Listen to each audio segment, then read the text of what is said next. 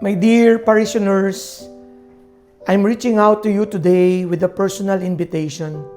This year, our journey through Lent is not just about repentance and conversion, but also about our pilgrimage of hope. I encourage you and personally invite you, each of you, to join the Stations of the Cross in our community, in your BEC. It is there among your neighbors that you truly feel the communal spirit of Lenten season. Yes, Lent is a journey with one another.